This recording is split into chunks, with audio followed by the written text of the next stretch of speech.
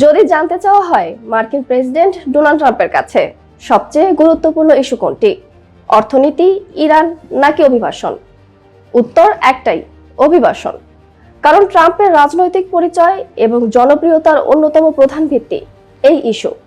কিন্তু এবার ঠিক এই অভিবাসন নীতি তার জন্য নতুন রাজনৈতিক চাপের ইঙ্গিত দিচ্ছে।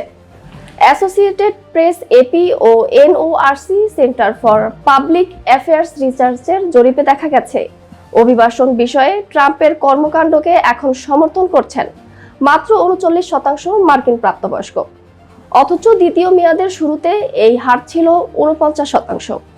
জরিপে আরও উঠে এসেছে, প্রায় অর্ধেক মার্কিনই মনে করেন বৈধ অভিবাসন সীমিত করার ক্ষেত্রে ট্রাম্প প্রয়োজনের তুলনায় বেশি কঠোর হয়েছেন।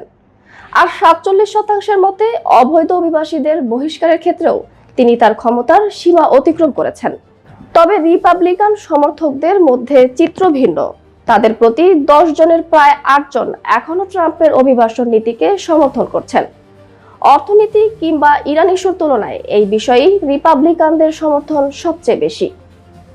এদিকে শুধু অভিবাসন নয়, অর্থনীতি পরিচালনা নিয়েও ট্রাম্পের জনসমর্থন কমেছে। নতুন জরিপে মাত্র 32% মার্কিনই তার অর্থনৈতিক কর্মকাণ্ডে সন্তুষ্টি প্রকাশ করেছেন। সব মিলিয়ে জরিপের এই ফলাফল ইঙ্গিত দিচ্ছে অভিবাসন ইস্যু এখনো ট্রাম্পের রাজনীতির কেন্দ্রবিন্দু হলেও সেই ইস্যুতেই জনসমর্থনের পরিবর্তন এখন তার জন্য একটি গুরুত্বপূর্ণ রাজনৈতিক বার্তা হয়ে উঠছে।